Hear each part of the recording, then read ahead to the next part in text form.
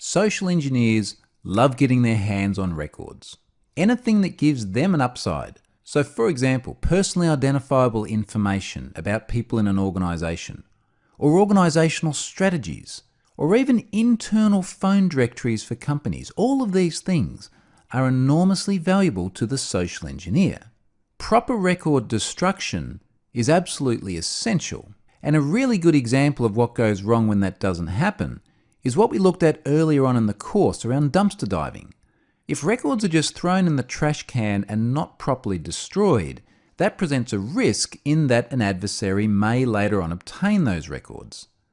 Now, of course, we're talking about different types of records as well. So, for example, there are paper records, what gets literally physically put in the trash can under someone's desk. There are digital records as well. So how do you get rid of data that you no longer require? And further to that, there are electronic devices. So what happens to a device which is no longer required? Does that just get thrown in the trash and then someone picks it up later on and extracts digital records? Now, one thing that I have to make really clear here as well is that there are frequently data retention laws. Depending on your industry and jurisdiction, it may actually be illegal to destroy some of these records. So all of this is important, but it has to go hand in hand with your legal obligations. That said, let's have a look at some of the approaches to proper record destruction. Now, it probably goes without saying, but paper records that are no longer required need to be destroyed properly, and that really means shredding them. This is what's inside my shredder at the moment. And you can see just enough from some of the individual words there on the paper that this has included things like bank information, credit card data, and other things which I do not want anyone else getting their hands on. I don't want to take the chance of just throwing that in my normal trash can and someone else possibly later having the ability to read these documents. You may also notice there's some plastic pieces in there as well. I have a shredder that's designed to shred credit cards and CDs or DVDs. And this is just a consumer grade machine, but it means that when I no longer require any of these physical items, they go into the shredder and they get ripped up into tiny little pieces. This is also a crosscut shredder. So rather than ending up with A4 long pieces of paper, it slices it up into pieces that are only about an inch long. It would be extremely hard work to put this back together. But therein lies another key piece of security as well, and I often talk about this in security courses. This is not foolproof. Much of our security is not foolproof. Someone could still come and pull all of the pieces of paper out of my shredder and tape them back together. But the effort in doing so would be immense. It significantly raises the bar for an adversary. So whether we're talking about a hashing algorithm which makes it harder to brute force a password, or a piece of paper cut up into many small pieces of paper, it's pretty much the same principle. Make it sufficiently hard such that the adversary can't justify spending the effort to break it. So that's physical records. Let's move on and have a look at something a bit more digital. These days, most of the time when we talk about record destruction, we're talking about digital records. And that then begs the question, how do we securely erase a digital record? Just deleting files off an operating system, for example, often doesn't permanently erase them. So that's why specialized software such as TechGayaan is used. And software like this is often going through a process such as degaussing, which is actually removing magnetic fields from the disk. The point here is that it is permanent data erasure that goes well above and beyond just simply pressing the delete key and even emptying the trash can on your operating system.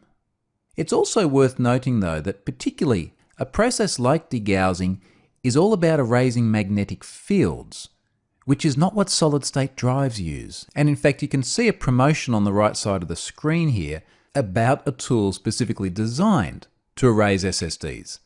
So an important point there is that the process is not the same for this newer generation of solid-state drives. So this is record destruction when you actually want to retain the disk and continue using it afterwards.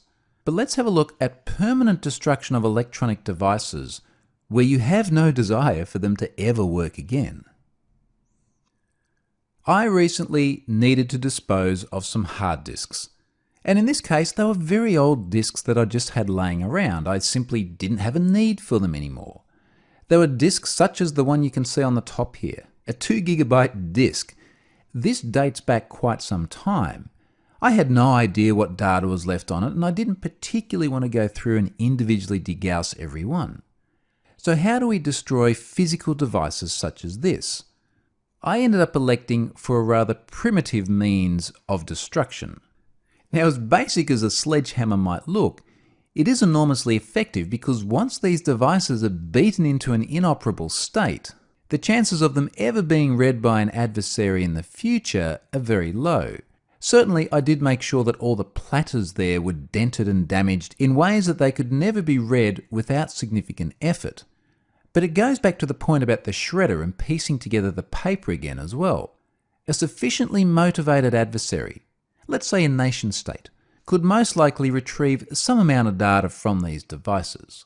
But anyone who was able to take these hard drives from where I ultimately disposed of them in an environmentally e-waste disposal point would almost certainly not be able to read anything from these. So again, it's about making it hard enough on an adversary that it's simply not worth their while.